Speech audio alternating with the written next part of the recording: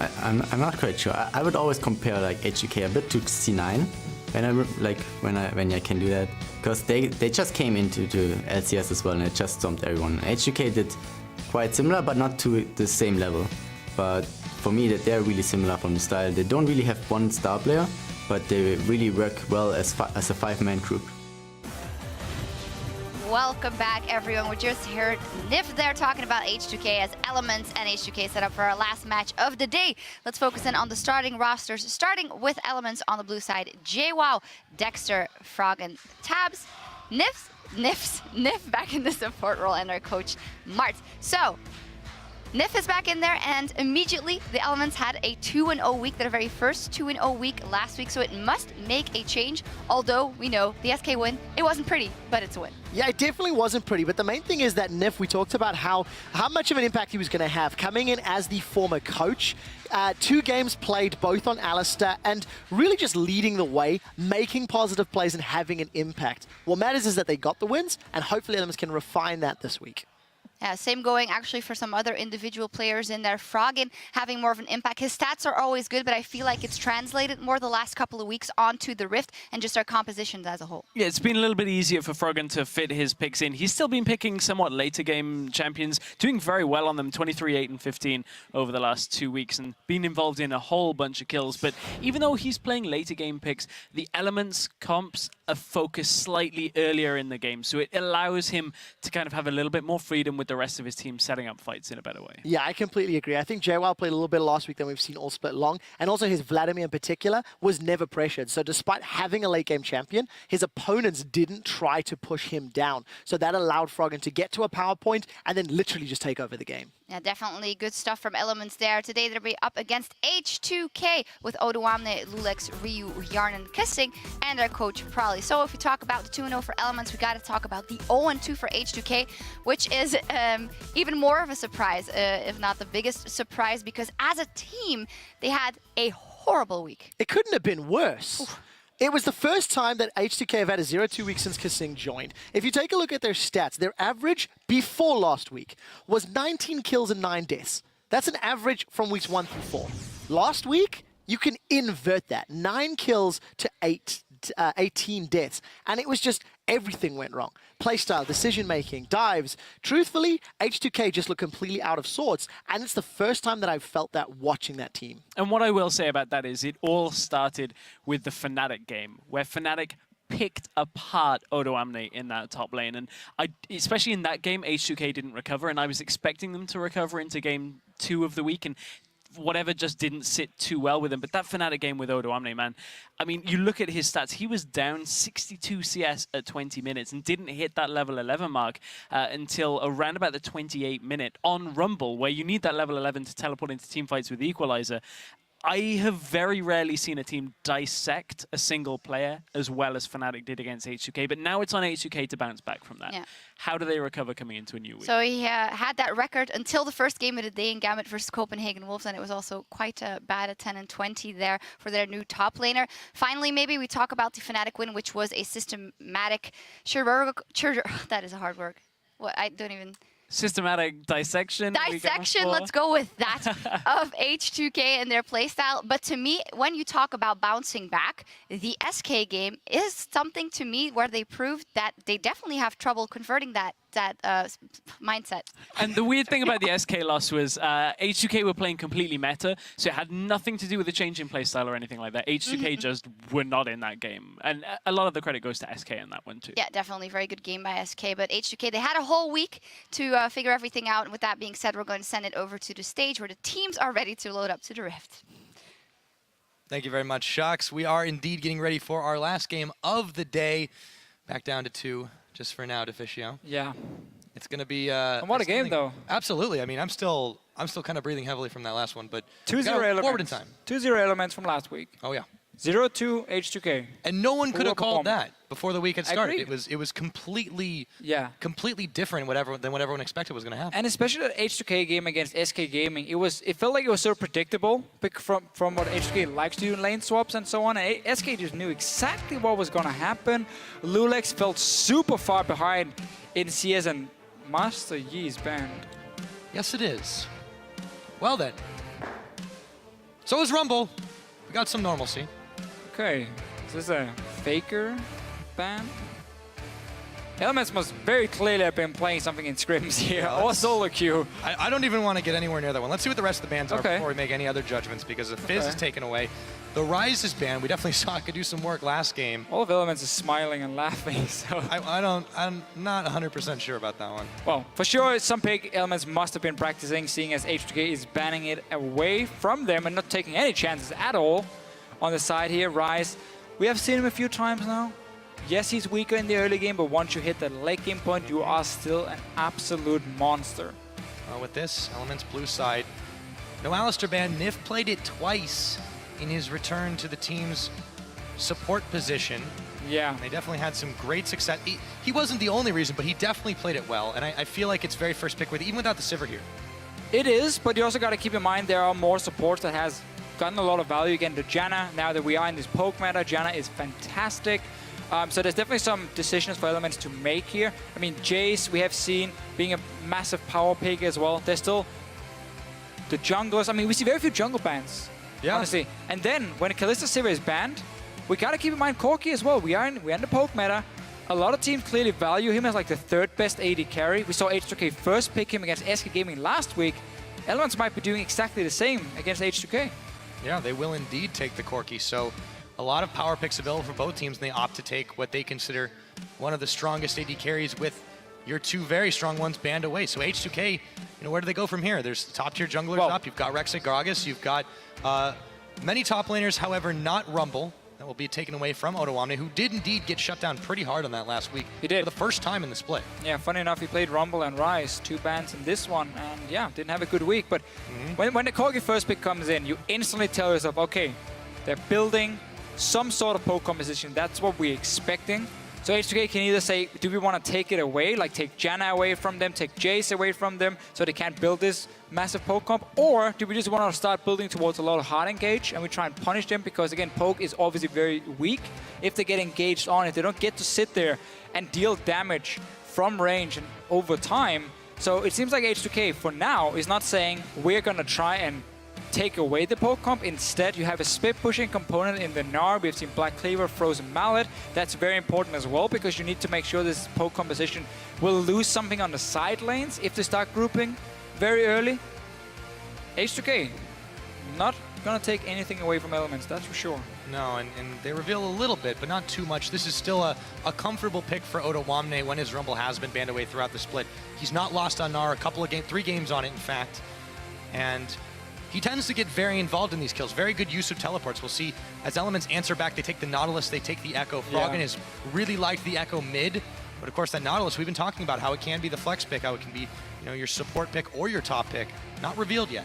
Can even be jungle, even though I don't think that's... Whoa, let's not go too far. Yeah, I don't think that's very strong, but yeah, it is... I'll accept the top Nautilus. I've watched Pulse play it enough. It's flex picks coming around here from Elements with Echo as well, so I'm not showing too much. Again, they can still, let's say, put Nautilus support, then have Echo top and pick the likes of a Jace. You have an AP top laner now. It opens up for the physical mid laner, and suddenly again you have the poke composition that can withstand a split push. You have the 1-4 setup, which is super, super strong in this current meta. So Elements, I like the first few picks for them. H2K clearly going for their own style. We've seen this before as well. They fall back on Yarnan being on a hyper carry. He is the guy who's dealing the most damage of all AD carries here in the EU LCS, like percentage-wise. It's a rough day. Yeah, it's tough words to say. Yeah. So they have, in the past, relied on him. That can be fairly risky, though, against a lot of poke. If Jinx never really gets in range to do a whole lot because she just gets poked down. Yes, Nivea did get a splash art update. We'll get to see that for just a second. I think the Alistair makes some sense here, but they don't necessarily need to take it right now as there's already a support pick. Unless Sing's been very comfortable on this Thresh. And combining that with Jinx, Yarnan, this is kind of like a classic H2K. Despite their last week's results, they still are very comfortably in the lead in in the standings rather. Right. And they can go back to these basics, and let's see if they're allowed to do it against a team like Elements. As the timer ticks down, what will they finally lock in? It is going to be the Hecarim and the Vladimir. So that looks like we got to support Nautilus. And of course, the Echo Jungle, didn't even mention that before. We were talking about these flex picks here. Obviously, that is a pick we've seen quite often. But not from Elements. In Europe, not from Elements. I believe this is the first time we see Dexter play, but Elements have a very, very strong all-around composition here in many ways in terms of you have wave clear coming in from your AD carry, you have fairly strong split push from the Hecarim running their Igniter as we normally see from it, and overall just Elements looking to have a powerful 5-on-5 team fight from their side with great scaling from your two solo laners coming in. Echo obviously going to build full tank. H2K, they're going to be happy trying to match this 5-on-5, and it's going to be about protecting the Jinx, obviously. But there's going to be a lot of things coming for him. Nautilus ulti, Echo jumping in, Hecarim obviously with their home guards. A lot of things that can get Jan in. Yeah. And H2K's main peel is going to be obviously Thresh box and then the Gragas. So I like this if they go for more, you know, more defense, but it's very risky because it's very slow. This is true, but we do know that H2K have a lot of trust in their individual members to get the jobs done. Odoamne can be this situational tank. Lulex is, you know, a true tank on this top tier. Gragas, despite the nerfs he did receive, he still retains a lot of popularity. Ryu, we know, can be a carry, can be utility. The guy has many sides to him, many faces.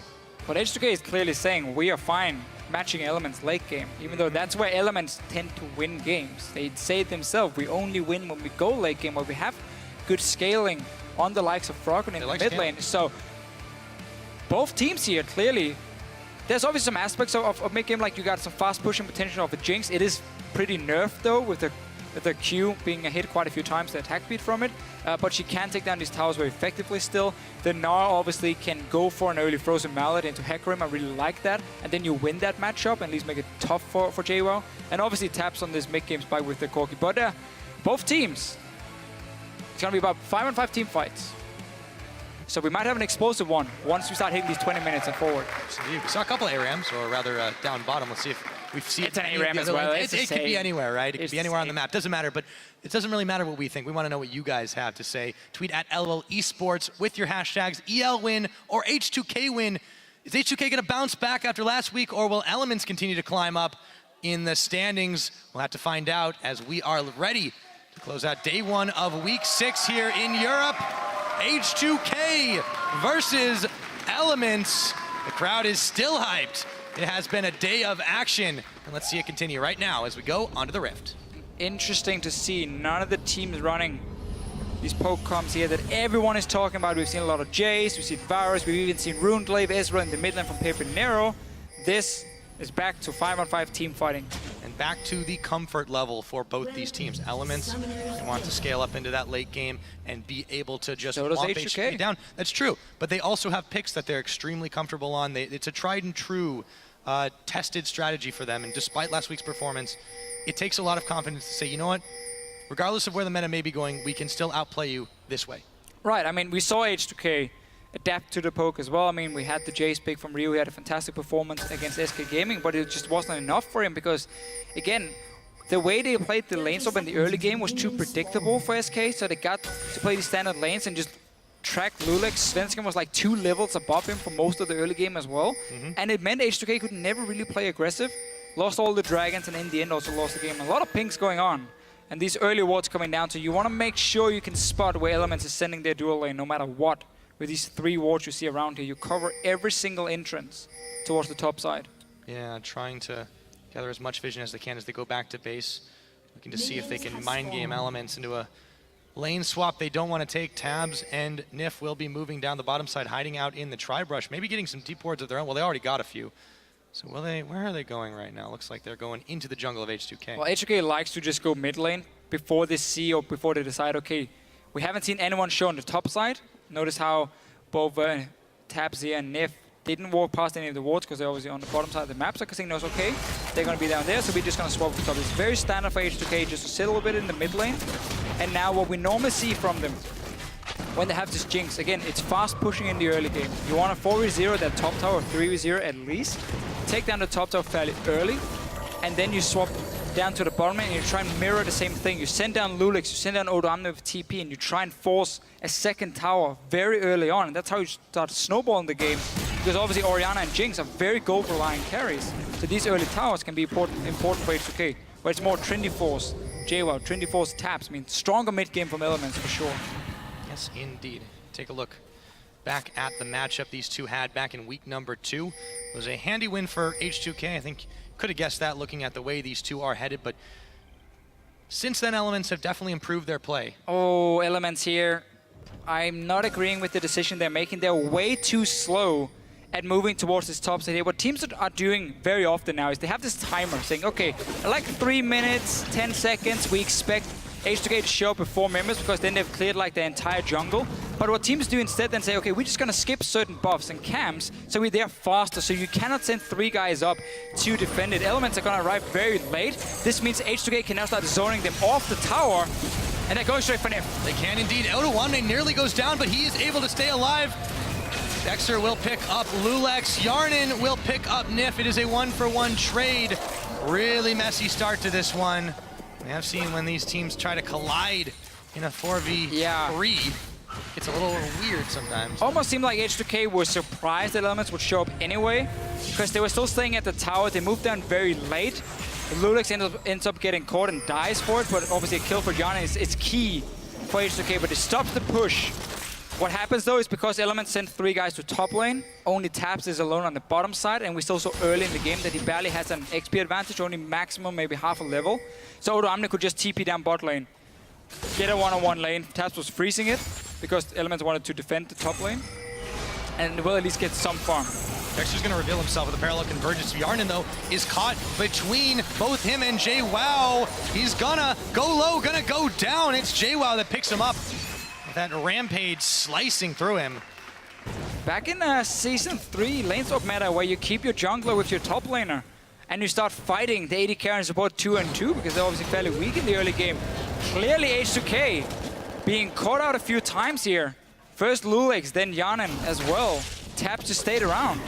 Very important for Elements that they shut down this early push because that's why H2K was lane swapping to get that push going. And now, kill for Dexter, kill for JWoww. Super important for them. Off to a great start for Elements. They are off to the races, you might say, as JWoww goes back and looks to pick up a little bit more items for the gold he spent. Keeping himself nice and up in the CS as Odoamne has been zoned back. Remember, when Odoamne gets shut down, traditionally H2K suffer. Very true, and obviously he's going to be important in this game to keep JWoww in the one-on-one. Frozen Mallet is what we normally see from Noah in that matchup. And that means he's sacrificing obviously tanky stats, no armor, no MR, which he's gonna need for the big team fight. So he's very relying on having a good early game. But I really just like the way Elements has been playing it. At first it looked super risky to me, how they were swapping fairly late to go to 3 guys up top. But because H2K then made a mistake, Lulex got caught out, it ended up working for Elements. And then with Taps freezing the bot lane, they just said, okay, now we got the kills top. We got to the tower, that's where we are now safe. They swap Nif back down to the bottom lane here to 2v1 against Odoamne and deny him more farm. Obviously, JWoww is going to be in the same situation top lane for himself, but Elements already got 2 kills and stopped the early push. This has been what we've been seeing from Elements. In the last couple weeks, they have been playing a little more proactively, keeping enemy teams on their toes. H2K certainly are feeling the pressure of that, as there's a slim gold lead here for Elements, thanks to the 2 kills they picked up to 1 early. Some odd beginnings. Yeah, H2K should have been able to zone them off that tower. 4 members up there already in position. Should have known Elements could have moved up and just zoned them away, and this would have been a completely different early game. But instead, credit to Elements for what they've been doing.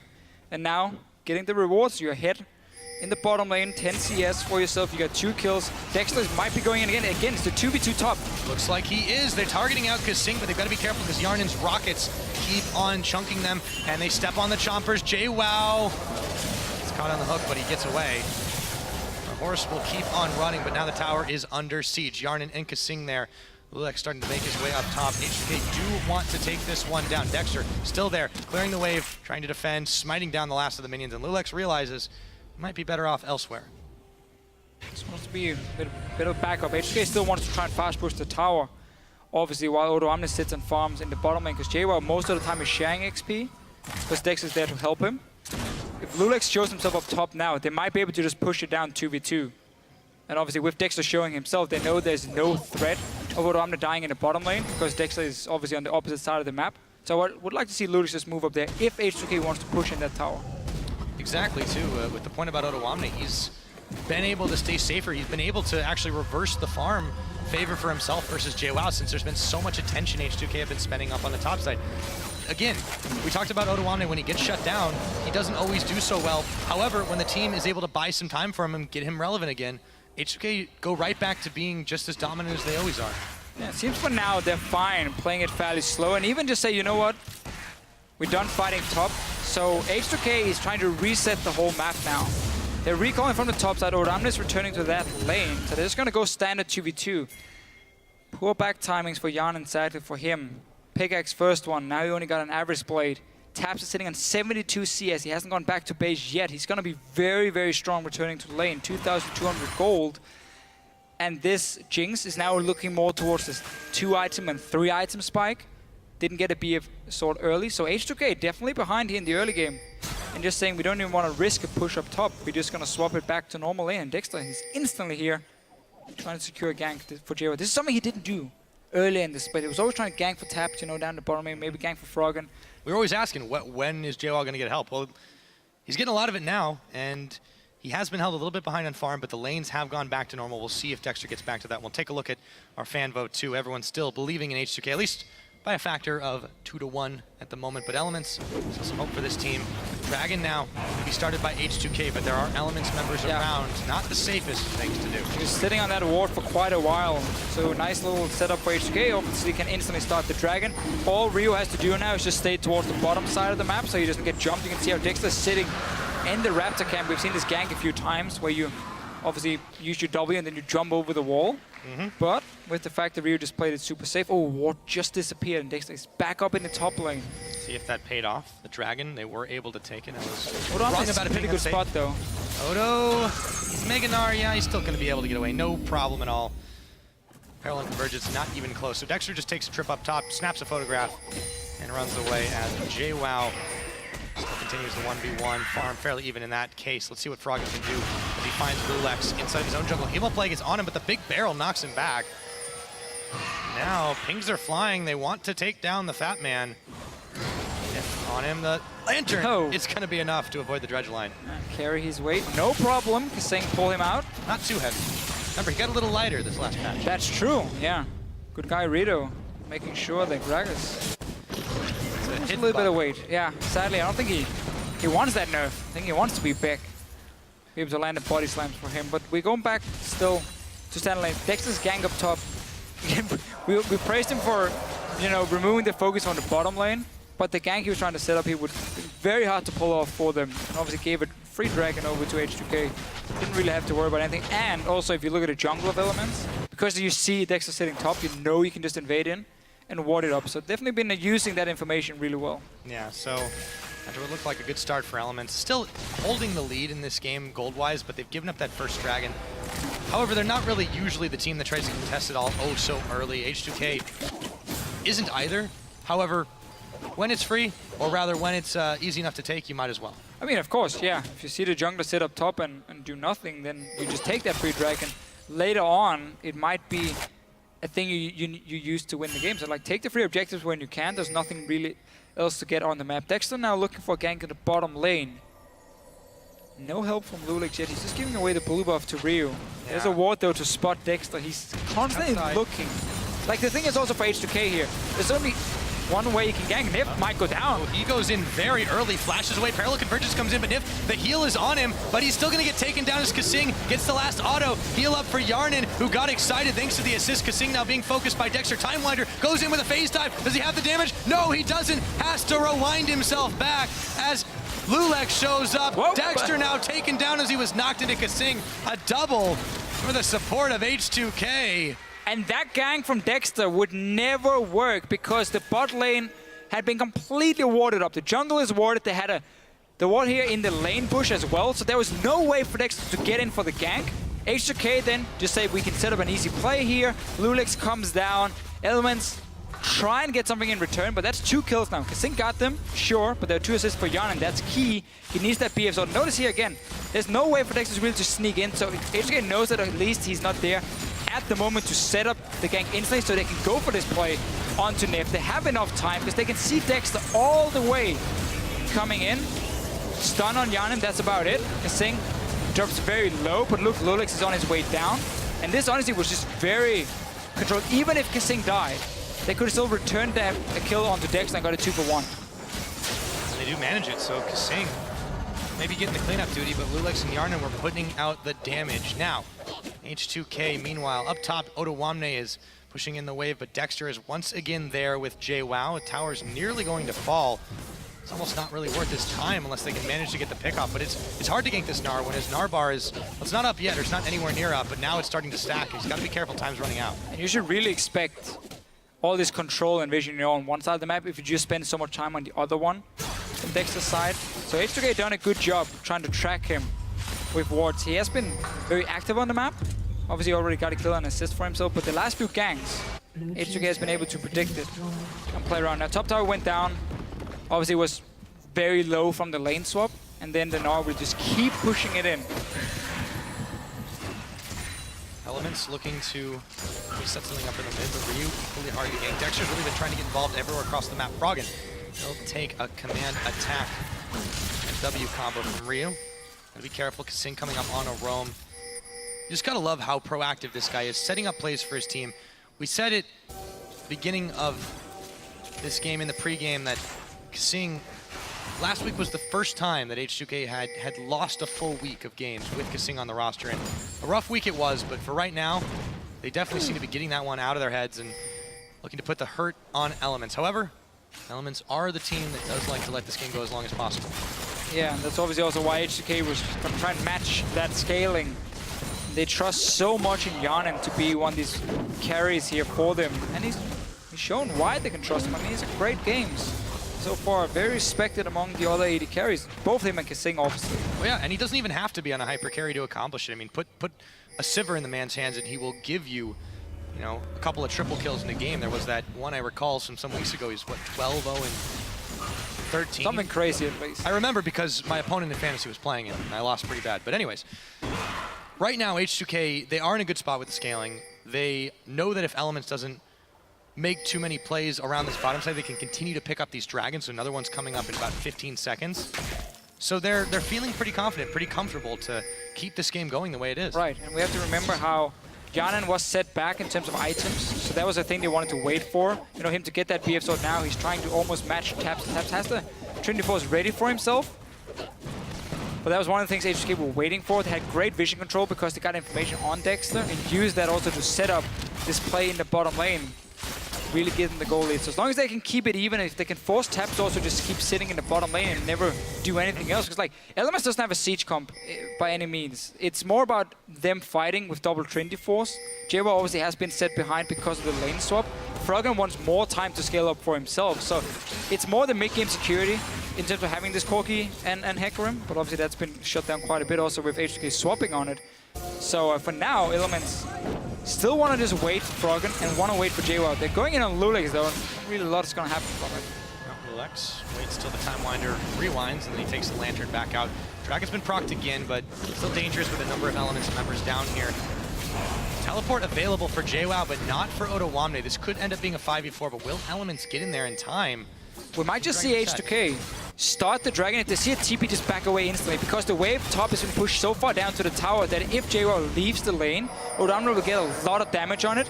So H2K might just try and bait this Dragon here all the time because they have great vision around it, so they don't really have too much to be too afraid of. They know there's no deep wards behind them because Elements has never been able to move into that jungle. And you can just try and force a TP from it to see if you can get a free tower. Keep controlling the objectives, keep controlling the map. H2K, they've been the team that, you know, they relied on fights to get them objectives, but they're still smart about where they are in the map all the time and not taking the fights when they don't need it. Now, Yarnin takes a big rocket from the Corki and the Armor Shred. He's still standing firm against Nif and Tabs here. Kasing and Lulex roving around, try and get even more vision control. Keep Elements in the dark around this Dragon. And the longer you keep Tabs bot lane, if your Elements, the more damage your mid tower is going to take. Froggen is going to get pushed down again and again and again. And Elements are just sitting in these standard lanes, and this is exactly what H2K want because they're winning top lane, they're winning mid lane. In terms of the damage on towers, they might even get a kill in Nif. Yep, they're going to pick him back in. Command Shockwave, and they knock him away, but he stays alive. Hemoplague on Ryu and Lulex, they'll stay alive as well. Meanwhile, though, Yarnin will finish off the bottom. It looks like Odo can maybe finish off the top. All said and done, H2K can get some objectives, however. There's a teleport coming in from JWoww. Yarnin is none the wiser. Here comes the horse. Yarnin knocked into tower range, heals, get excited. A teleport following from Ottawamne, and Yarnin will make it out by the skin of his teeth.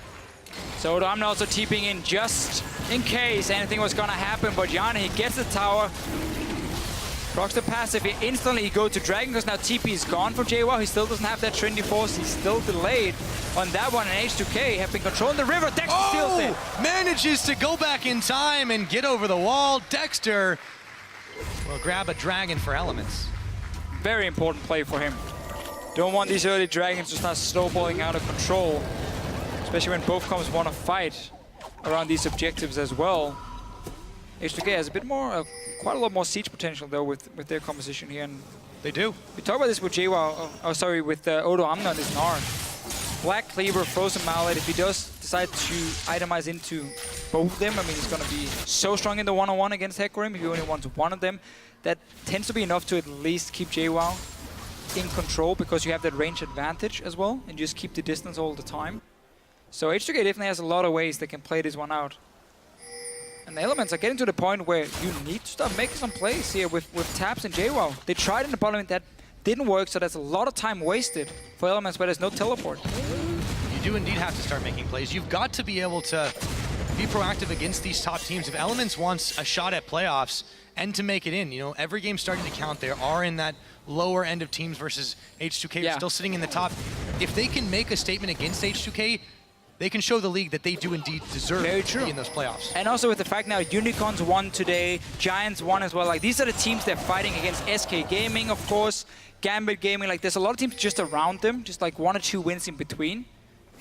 So for Elements to not drop out of the top 6, obviously they have to beat an H2K. Well, they're fighting against Origin to keep that number 2 spot. 2 different priorities here for both these teams, but back to the comfort in regards of that. You know, we talked about it in champion selections. They're trusting to what they know to be a winning formula. Which one will come out on top? Right now, Tabs and Nif are looking to push on the top side. They're not completely unopposed as Lulex is coming in. He's got himself a red buff, but he's got no backup. Will the big barrel be enough to push them back? Looks like it is, as he snuck it in underneath the little barrel. Well, H2K allowing Elements to get some very easy damage on top that no other lane is really being pushed down. They could have gone straight for mid lane, but Froggen is sitting on his own and trade the mid tower for top tower. But it seems like H2K Red team's turret has been just give up this tower here to Elements. Didn't really gain anything. Bot lane as well is going to be pushing. Odo Amna obviously wants to go down. He has that Frozen Mallet now, so JWoww won't be able to do a whole lot, but might be a fight again. It's on to Nif. They are on to Nif indeed, but will they be able to polish him off? Lulex Yarnin sends the Super Mega Death Rocket into the Nautilus to take him down. Dexter now has to flash the wall. Meanwhile, Froggen and JWoww will look to trade an objective in the mid. No teleport on Odo Amna, so he takes the slow path. 1 kill for 1 tower. I'd say that's Elements worth. Yes, not a fan of the last few minutes for H2K. Really allowing Elements, despite not having a teleport, you know, to push up these lanes here. There was no response. Odo Amna recall from top because he wanted to go bottom lane. Then he realized, oh, my top tower is being pushed in, so Lulex had to go up there and defend it. While Yanin was already sitting in the bottom lane clearing a wave, there was just no pressure on the map. We'll be able to get a mid tower at least for themselves here. But Elements got some gold. That was very important, especially because JWoww was set behind earlier. Yeah, it goes back to being able to secure that 1 dragon for themselves. It gives them a little bit of the bonus APAD. Not as effective right now in this stage of the game, but still cutting a bit of momentum. After that, H2K didn't seem to really be doing a whole lot on the map. So as it stands, we're 21 minutes into this game. The gold slim lead for H2K. They've got a tower lead as well, but it isn't a lot. It is not, but again, we have to keep in mind this Jinx is scaling up to be a monster. Orianna, 2-3 items for herself as well. So by having just the lead for H2K, and it is also doing double Trinity Force, it is definitely okay. It's where they want to be. You have earned about 550 gold on your average blade on Yana. He got it very early. Odo Amna here has gotten his items. So H2K is in a great spot. The fact that they are ahead in gold in the mid game against Elements is perfect for them. They just don't have to give up any more objectives because again they have this split pusher that's going to be stronger than the Hecarim. And already your team fights at this point because you had 2 items completed on your Jinx. They're not going to be bad for H2K around Dragons and so on. They just have to be careful about this home guard TP from JWoww. That's going to be the main thing. And the question for Elements then becomes how can they set up those TPs? How can they set up flanks and plays that will fluster H2K, because they have been, as we've seen in the last week, not completely perfect on all fronts. Even though they are very, very comfortable with their composition, with their picks, they are still prone to a few mistakes. If Elements can force some of those, it could be to a massive benefit for them. Yeah, Elements is gonna need some deep wards if they wanna properly contest the dragon. You can see two of them. One of them is at the blue buff. H2K will most likely expect it to be there. Typically, we see teams either put a pink ward around the small bush to clear out the wards there, or just obviously the sweeper. None of them is ready though, so Elements does have a way to take the fight. Before that, they're gonna have to need to go for a dive in the bottom lane if they want to do anything. Kasing placing ward, he's expecting it to happen. Everyone's expecting something to happen as this dragon's getting close to coming up. Tower getting close to going down. Yarnin backs away from Nif and Tab. Tower is finished off. Lulex is here. Ryu is around the side. Elements aren't going to take that fight. They're spotted in the brush as well, but H2K are likewise spotted. A lot of vision for both these teams, and nobody wants to start the fight off with the dragon oh so close to spawning. Elements done a very good job taking over the river though. In terms of pink wards, they got that bot lane tower, because then as long as you have the wards and the players around, you can obviously keep playing aggressive and pushing in on towers. So they're using taps for that at the moment. Also going for the blade of the Ruined King. Then you get double tank, super standard for him, and I like it. It gives very, very nice damage for the Corki in terms of auto attacking, more physical damage for him as well. Nif has been eating these hooks. He'll also eat a little more harass and some more damage. Lulex will knock him against the wall. He's gonna have to flash Dredge line, but the barrel takes him down. Roll it out for Lulex. And this is still a problem for Elements. JWoww is forced to sit and clear waves while Odo Amne is the guy pushing him down, controlling that. So he can TP first, because obviously JWoww wants to go back to base, wants to have the home guards ready. He can't do that as long as Nar's sitting there pushing him down to tower. And then Nif is getting caught out. Here's the TP coming though, it's a 4v5. Dragon is down, however. JWoww, can he target anyone out? He's denied, the flay's there. He's gonna go Onslaught of Shadows onto Yarnin, but he's taken down before he can do anything else. Ryu will get the kill for that one. Odo, Big Gnar, Froggen into Tabs, and oh boy, Lulex, he's so close to going down, and he will. But that is the price for a dragon, 1 for 1. And H2K get that objective, a very messy fight on all fronts, started by JWoww. Yeah, it's 4v5 for Elements. They lost the dragon though. They had the river control, but then Nif getting caught out, and the fact Heron was forced to just sit and defend on the tower. Let's see the fight again. We talked about this ward behind near the blue buff. HK didn't clear it out. It's a good interrupt on the home guard at first, but just the damage Trinity Force ignite onto Yarnin. And then notice here, they want to do a shockwave flash from Odo Amne, but just a little bit too late. Doesn't manage to get any damage from it.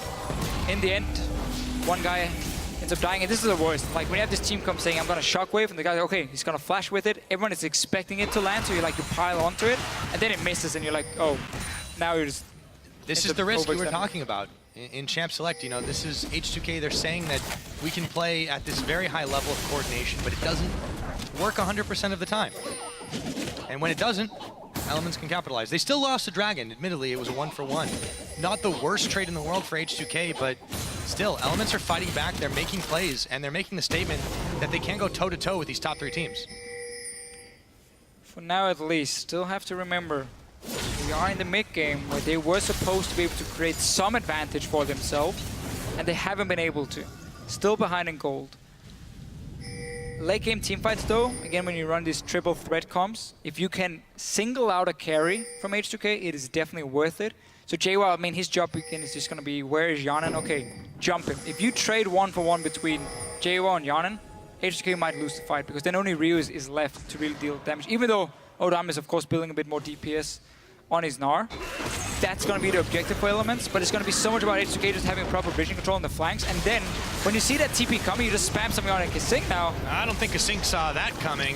Ganged up on by Elements members. All of a sudden, they've taken him down and start to try their luck on the mid. Yarnin will be there to push the waves back, but everyone else from H2K, they were caught snoozing as they were trying to make some moves in the top and bottom. Big mistake from Kasing. H2K were setting up the standard 1-3-1 they like to do on the map. If they have no real objective to push in, they just split up 1-3-1, Ryu in one lane, Odam the other one. Then you sit your 80 carry with Kasing in the mid lane, so Kasing can start roaming around with Lulex as well, the 2 guys together, but Kasing just randomly getting caught out in the mid lane. That's important for Elements. They're going for more. They're going for more indeed. The Time Winder comes out, hits Yarnin in the back of the head as Lulex was dashing out of the parallel convergence. Elements utilize the number advantage they had briefly to clear vision away, sweep it all out, and replace it with their own around the Baron Pit. Odo Amne looks to maybe reverse that trend here as he targets out the pink ward. Elements, as as you said, still haven't been able to get too much of an advantage for themselves, but they still can punish H2K's positional mistakes. It was Kasing that time that paid the price. Yeah, so have to really respect the damage Elements can do in these fights here. And it's still this mid game. It's getting closer to the end game, but that double Trinity Force is still powerful for them. It is, and now the fact that Froggen has been able to just play a passive game, 3 items Vladimir, he's the late game insurance really for Elements, and he's gonna be massive. If he gets to sit in the middle of H2K and deal the AoE damage, there's gonna be a lot of things preventing him though. Double tank to zone him. Kasing is gonna try, and then of course Rio and Yanin kiting backwards. But if Froggen gets in there, his damage will one-shot these carries. I have to respect that. H2K putting a lot on Yarnin for damage's sake. Odoamne is building some as well, though, as you said. Really, it's going to be on Lulex to try and force disengages when they need them. But it has been H2K really trying to start most of these fights, with some exceptions. Elements reacting quickly when they find a member out. Sidewave control, it's been in favor of H2K, but it's only because Elements have focused so much on this mid right now. Yeah, Elements doesn't really have a tool to defend the side lanes properly, all they just sit and try and wave clear. You're not going to stop the Gnar at all. Also these fights here, I mean, Elements have a composition that can have a lot of CC. With the fear from Hecarim, you have obviously Nautilus bringing so many different ones, and then Dexter, can he connect with his massive AoE stun? Because that will buy time for Froggen to get in the mix of H2K and deal the damage. But there's a lot of things that have to work for them. The TP home guard has to single out a carry, and then Dexter and Nif together needs to lock down targets for Froggen to get in the mix and deal damage. Otherwise, H2K is going to keep kiting back, and then Froggen might never get to this point where he really can one-shot someone. And then the Jinx and the Orianna will be super powerful. But that's going to be the big team fights. They're going to start very soon. We've seen a few of them already.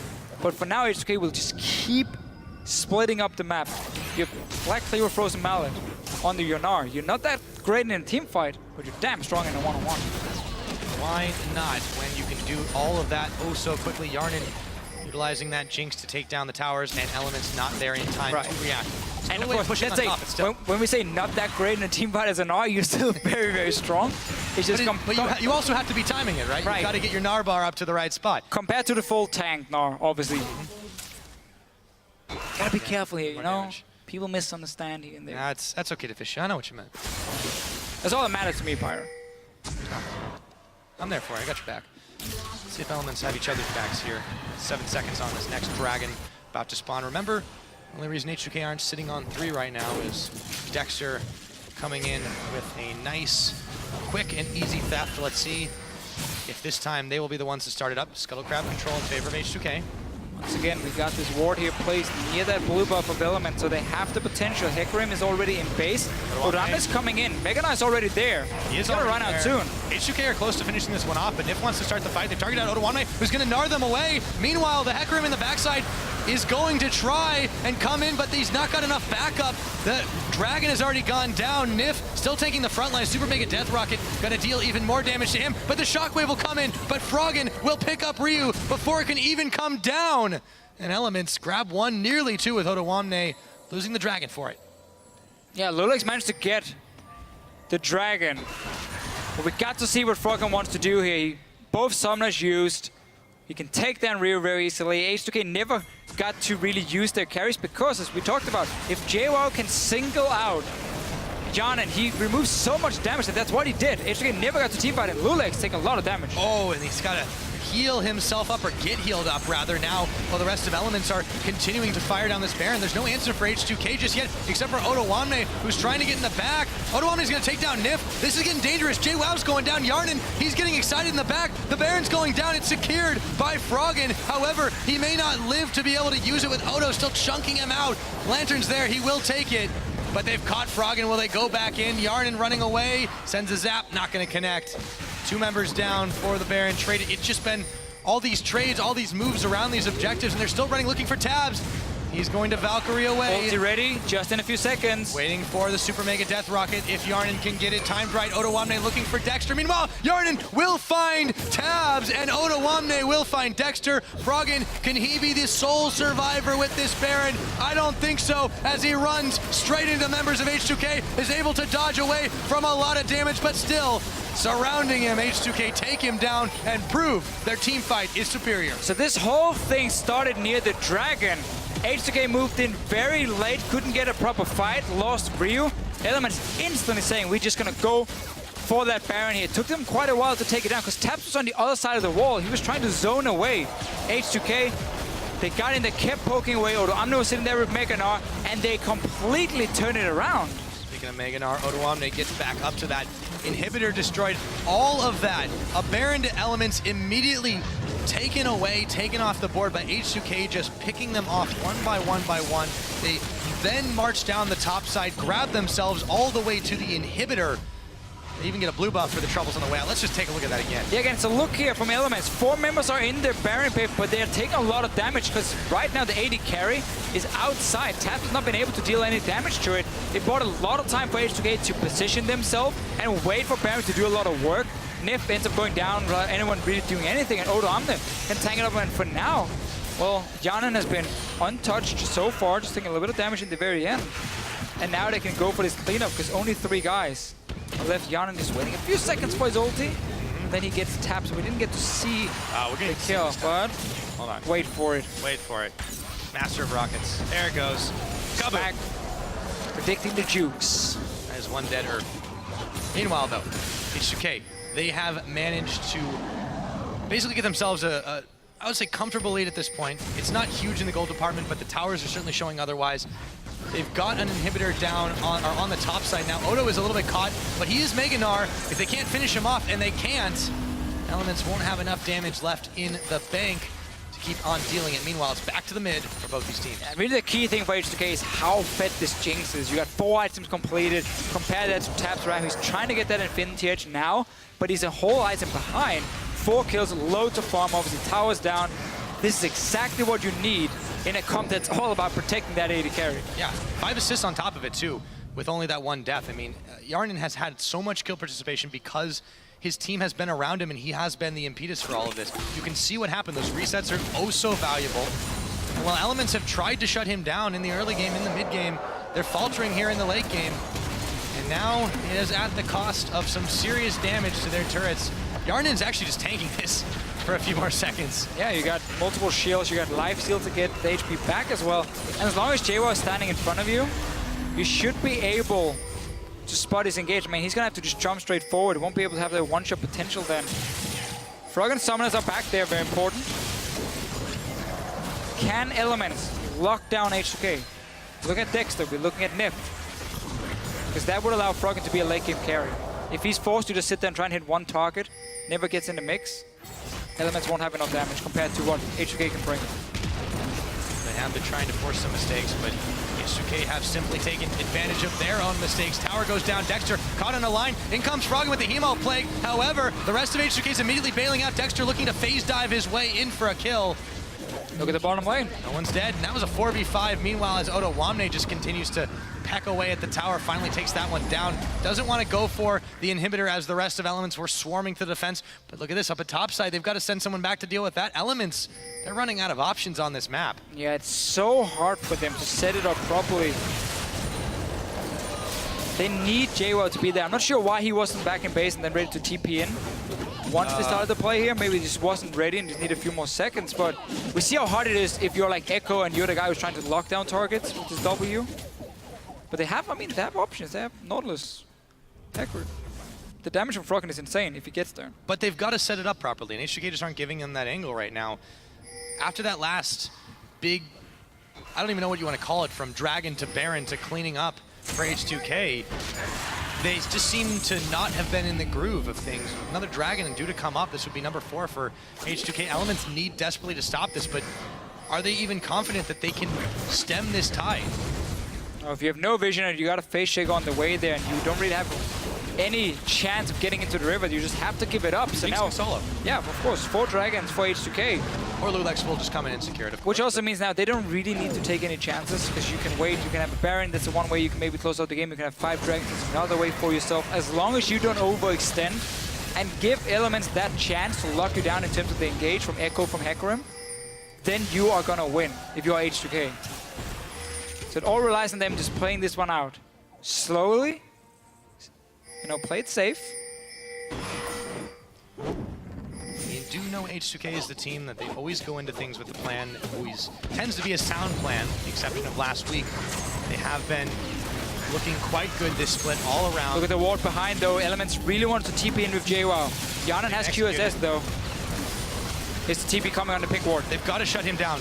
He's pulled in. There's the teleport. In comes the Hecarim. They've caught Dexter. Maybe they'll distract him for long enough. JWoww looks for Ryu this time. Doesn't have enough damage. Lulex going a little bit low, but JWoww's going even lower. Inhibitor respawns, but that isn't going to matter as elements are starting to drop. Froggen has to pull away from the shockwave. The rocket comes in, and a triple kill for Yarden. H2K, clean house. Only tabs remaining. I think inhibitors might be going right back down to Fischio. And the coordination simply isn't there for Elements when they go for the engages. They're always missing something. So they cannot lock down Yanan. Yet Summoners, yet QSS, H2K, protect the AD carry. It still works. Absolutely does. When that AD carry is Yarnan, and that team is H2K. They're firing down the last of the Nexus turrets. Death timers way too long. H2K are back in business. And just a very, slow focus game for them. They knew that great scaling. We saw the lanes up early on. And we saw some changes, how it normally went, because H2K are normally so good at saying, okay, we know they're moving up 3 guys, we're gonna stone them with these 4 members, but they went in like 1 by 1. Lulex then ended up dying for it. And the whole lane swap, honestly, went a little bit south for them. Elements got a few kills early on. It looked good in the start. But then we went back to standard lanes, and there was just no response. Dexter was tracked all the time where he was going. We knew the mid lane was going to be pushing over and over. Top lane with Nara was going to be pushing over and over. And then H2K were happy saying, you know what? We don't have to do anything. Just standard lanes, keep it going. We're going to build up a goal lead from this. And then we just had that mid game where the Baron went down. Yep. It became a bit messy, but that was what H2K needed by getting these kills to go. Well, and they trusted that they'd be able to out-team fight now, maneuver elements too. Respecting the mid-game power spike with the double Trinity Force, mid to later game. Yeah, they were headed But also, game. they very much correctly predicted what Elements wants to do. Every single time they're going to want to go for scaling, even if they try to mix it up and give themselves some mid-game, early-game insurance. So H2K were able to match that and then go beyond. Okay, yeah, so Elements had fine scaling in the soul lanes, but I don't think, it's hard to say Elements were going purely just for late game in that sense. I mean, obviously we know playstyle-wise, that's what they often look towards when they have Froggen. He wasn't a Vladimir, so yes, he was looking for late game, but when you have double Trinity Force, you're not running Smite, Hecarim, okay, it was more mid-game focused for them. Problem is just the coordination to pull off this comp in terms of how do we get to this to the back line, just wasn't there for Elements. It was always like JWoww would go in, and then you would either lack the Nautilus CC, you would lack the Echo stun. Never managed to combine all of them. So Yanan only ended up dying once. Even though he, if you look at the composition, he was obviously the focus all game long. The coordination simply wasn't there for Elements. Well, and it does go back to JWoww being shut down so heavily too in the early game. He had a very late Trinity Force compared to what he wanted to get.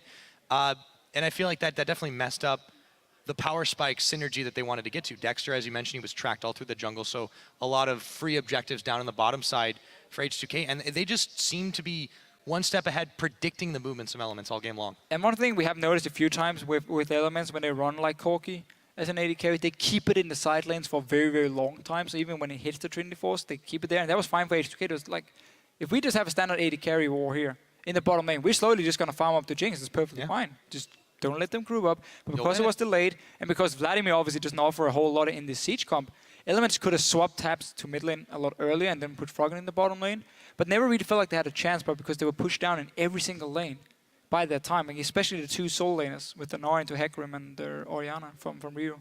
Absolutely, and it's not that, even in the mid-game, H2K definitely had a few questionable fights. We said it was messy. True. They didn't win out every single time. There were definitely a lot of trades, but overall, as long as they were able to, maintain even and maintain even a slight lead over Elements, it didn't seem like they were too worried. They didn't seem too rushed or even really flustered most of that game. I agree 100%. I mean, if you get double Trinity Force, if you have a lead in the mid game, you are winning. So that's great. That is perfectly fine. And HK knew that.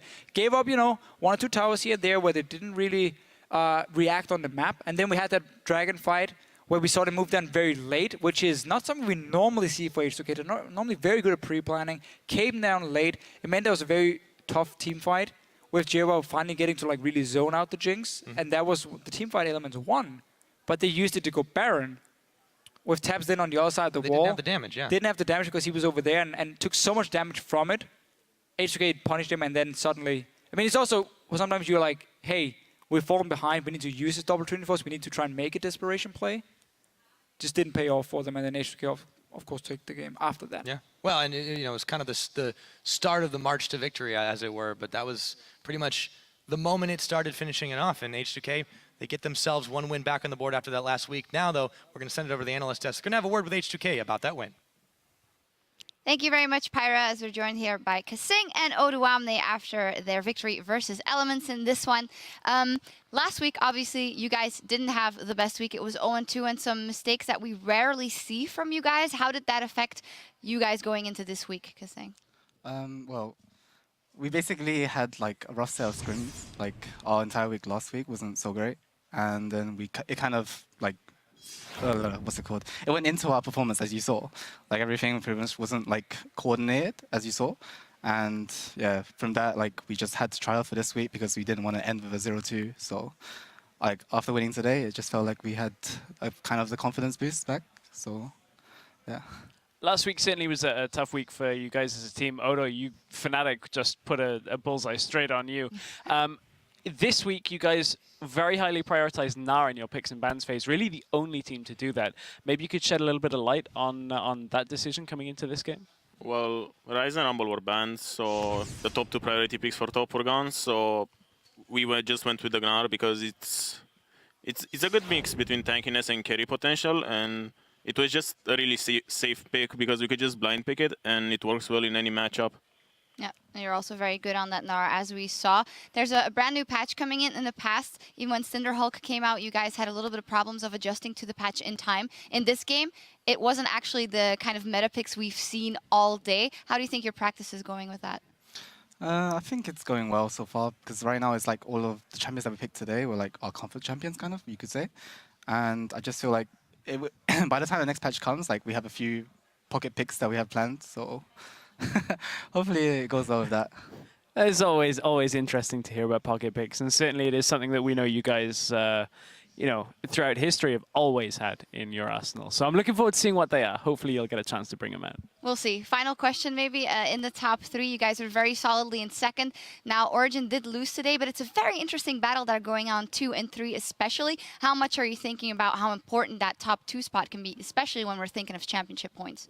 Well, at the moment, we don't really care about the top 2 spot or anything, because if we improve and towards the end of the split we start playing better and better, then we can see it as a goal to get top 2. But at the moment, we just want to get back to our previous form. All right. Kaseng, you agree? No, I'm perfectly, I agree. All right, cool. Well, thank you guys very much. Congratulations on the victory, H2K. And now for a look at who went big today, we're going to hand it over to Quickshot. Thank you very much, Shox. It is time to take a look with Trevor for today's top scorer on our telestrator. And it is, of course, helping Rocket climb into 4th place. It was, in fact, NukeDuck. He was incredibly integral to his team's win today over SK Gaming. He ended up with 8 kills, 10 assists, and a quadra kill to top it all off. So this makes him today's fantasy leader with over 41 points.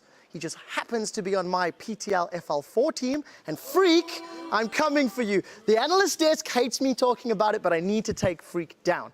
Anyways, not only did NukeDuck pick up the most points today, he did it with style. From @TheDefaultNord tweeted, "The hero plays are real. NukeDuck, more like solo duck." Here's your LCS big play of the day. Let's kick this one off on the telestrator. It's going to start with Steve forcing Cassio away from the fight. And what you're going to notice is NukeDuck is actually going to dodge the petrifying gaze from Fox in just a moment. NukeDuck peels backwards before re-engaging. Watch NukeDuck at the bottom of your screen. He's going to chase N-Rated and Candy Panda away after firing that chain of corruption. It's going to push Candy all the way out of the fight, and then NukeDuck is going to go for the style points, flashing the Gromp wall before recommitting onto Fox. And despite some of the poison damage making things look just a little bit scary, that's the quadra point for those bonus fantasy points. Anyways, guys at home, remember you can always send us your highlights by tweeting at LOL Esports. Always remember to use the hashtag LCS Big Play, and maybe we'll break it down on the telestrator. To close out day 1 here of the week, we're going to head it back over to the analyst desk, where I'm doing well in fantasy. Whatever. Thank you very much. Quick shot. No. Good job on you doing well in there. For us, though, we're going to focus on the standings. Let's pull those up and look at where everything is left after today's games. Fnatic still in first place. I was going to say, why is it not 18-0? My mind was kind of tripping on that one, but it's 11-0 for them, although they had a very hard game versus Giants today. And then the middle of the table, a tie there for Giants, Rocket, and the Unicorns of Love, all stepping up today, even though the Giants didn't walk away with the win. Yeah, definitely some improvement there from those players, and overall, I feel like the bottom table teams are slowly getting better at the game. I wouldn't say they're just progressing, and they're fixing a lot of their mistakes, and they're taking steps closer towards some of those top 3 members. Like Origin, they look shaky today. H2K slowly ended up winning that game. Actually did okay, but there's more chance for upsets from bottom 2 teams against these top 3 teams right now. But Fnatic, they're still reigning supreme. They always come back. Yeah, it's interesting because now we don't so much have the 3 and the 7. It's a lot more like segmented sections where you've got a lot of ties along the table that teams are really going to have to pick up these very important wins amongst the teams around them. Yeah, definitely. Also Elements, for instance, today putting up a good fight even though they ended up losing. So things are going to be super, super interesting. We'll see what happens tomorrow as the action will start with a game between SK and Giants Gaming. Gambit will take on Rocket, and H2K will face the Unicorns of Love to close out the week. There we go again. Gambit versus Rocket is game 2. Super interesting one to me, actually, because Rocket has been doing quite well, and Gambit getting that victory on the board today and showing very big signs of improvement the last couple of weeks. Yeah, I completely agree. We talked about both teams and how they're improving. Time's going to tell who's going to be able to cement a better spot looking towards playoffs. Yeah, super interesting as everything here is developing here. And as always, we'll be right back here with our pre-match coverage starting at 6 p.m. Central European Time, 9 a.m. Pacific. Until then, we need to log off and catch some sleep. On behalf of myself and everyone here at the European LCS, thank you so much for tuning in. We'll see you right back here tomorrow. We're going to take a look at these 2 teams who do find themselves in a little bit of a crossroads. Connects with the Sonic Wave, he's looking for Betsy, kicks Betsy backwards, but Betsy puts the hammer down onto Cars. Gambit, forwards! This is getting messy, SK are all over the jungle. Svenskeren is phase diving in, Chrono breaking out, Candy Pepper kills him. Out. Triple kill! Triple! Nuke's gonna look for the Quadra, can he get it? He does! For the 5th time this split, Rocket are victorious! Your hair is fine, you don't need to touch it 24/7. 24/7 touching. You know, I'm jealous. You can put gel on your beard. Beer. You can go working. Go slowly. Ezreal. Nice! Kill this one! Someone mid. He's throwing down the auto attacks. Frederick's jump forward. He's looking for Huni. We do see Emperor's Divine. Now, this Fate's Call. Gonna throw up Frederick. They've done it 11 times in the summer split and remain undefeated.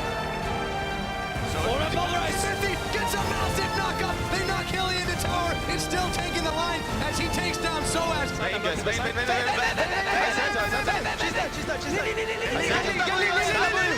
Lee! Nice! Power ponies in pink will finish off Origin. Can you come actually? No, guys, now. They're really low. I can't stop now. Nice. I got it. Nice. The elements are starting to drop. Froggen has to pull away from the shockwave. The rocket comes in and a triple kill. H2K are back in business.